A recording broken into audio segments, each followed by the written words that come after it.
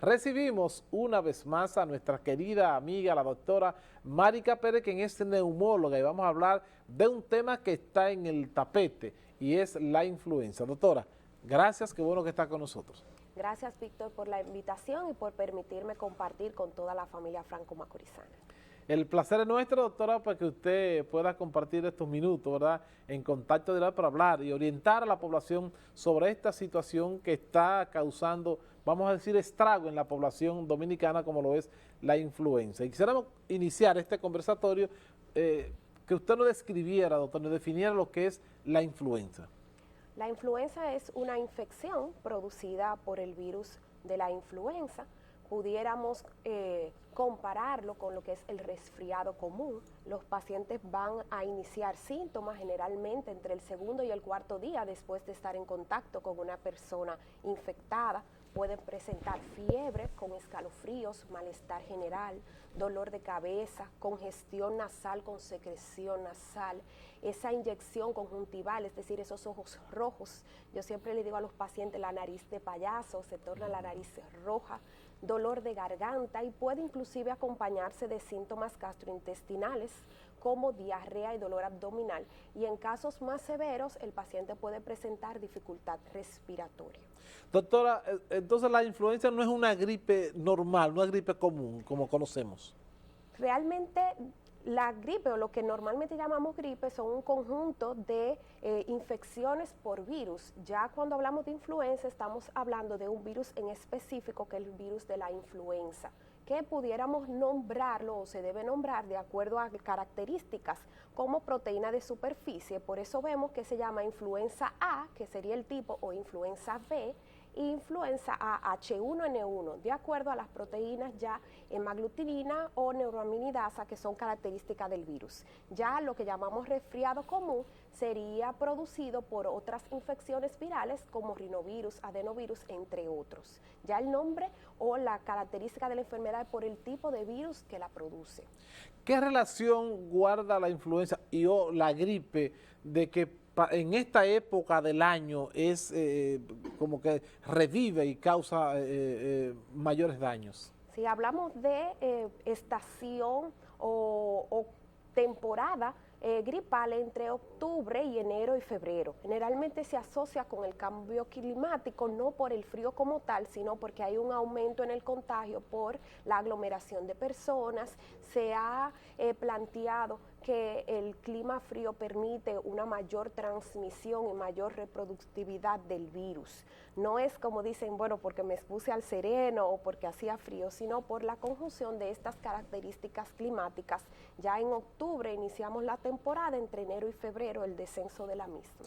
Doctora, las consecuencias que puede generar una persona afectada de la influenza. Cada año los neumólogos y todo el personal de salud llamamos a la atención a un grupo poblacional en específico, como serían las embarazadas, los niños menores de 5 años, los pacientes mayores de 65 años, pacientes diabéticos que estén utilizando algún tipo de drogas que disminuyan la inmunidad, porque tienen riesgo de presentar enfermedad grave por influenza. Dentro de las complicaciones sería una sobreinfección o coinfección bacteriana, es decir, que encima del proceso viral el paciente se infecte por una bacteria, generalmente bacterias agresivas como sería el Staphylococcus aureus. Entonces este grupo poblacional tiene que tener extrema precaución al momento de automedicarse o autodiagnosticarse con una influenza. Las consecuencias, doctora, que podría generar una influenza maltratada. Pudiéramos tener neumonías graves, alteraciones de enfermedades de base como son los pacientes diabéticos, pacientes con enfermedad cardíaca como falla cardíaca, enfermedad coronaria y afectación de enfermedades respiratorias como los pacientes asmáticos van a tener más crisis y los pacientes fumadores con EPOC, así como complicaciones en los niños como otitis o sinusitis. ¿Y puede la influenza, doctora, causar la muerte a un paciente? Sí, sí. Cada año vemos una alta tasa de mortalidad asociada a influenza, sobre todo en los países donde se lleva estadística.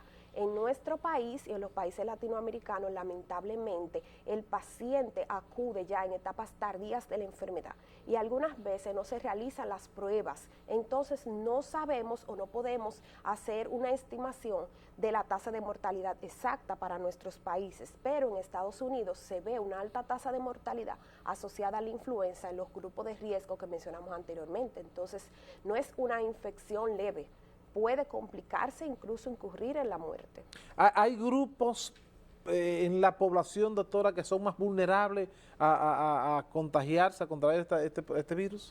Sí, realmente los niños menores de 5 años, los pacientes diabéticos, los pacientes mayores de 65 años, las mujeres embarazadas o en el puerperio durante el primer mes después del parto, los pacientes diabéticos con cáncer o en terapia inmunosupresora, como las personas que tienen lupus, que tienen artritis, que tienen enfermedades autoinmunes varias, tienen riesgo mayor tanto de infectarse como de presentar enfermedad grave. Entonces tenemos que hacer un llamado a la población para que se vacune. Tenemos la vacuna disponible tanto a nivel público como en los centros de vacunación privados y la población puede acceder a la misma.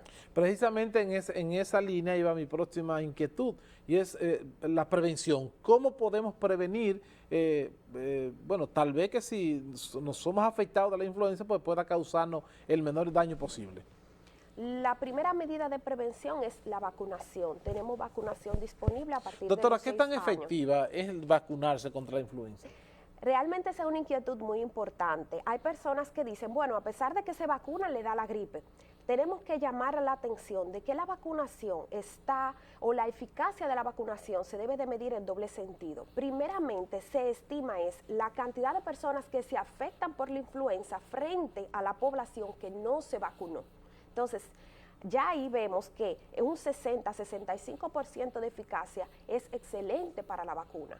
Y la medida de protección que tiene de efecto rebaño y para la población de riesgo, es decir, una persona mayor de 65 años diabética, el uso de la vacuna es excelente porque un 65% de eficacia y la disminución de enfermedad grave es alta. Aunque digan, bueno, yo me vacuné, me dio síntomas gripales, no. Lo importante es ese grupo poblacional que tiene riesgo de hacer enfermedad grave.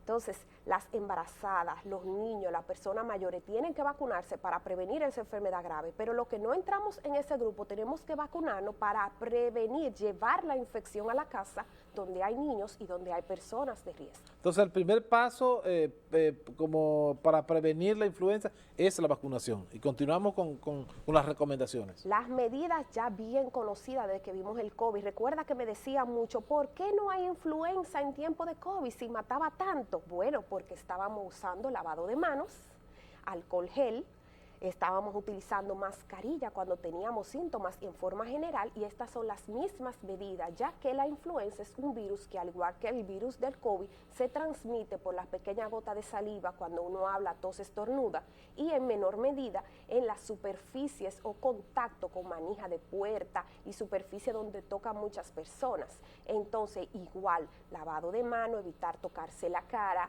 utilizar mascarilla si tiene síntomas y nosotros los padres si los niños tienen síntomas, secreción nasal, tos, estornudo, fiebre, no enviarlo al colegio para evitar contagiar a los demás niños. Si tiene personas mayores que tienen síntomas, acuda a un centro de salud para hacer el diagnóstico.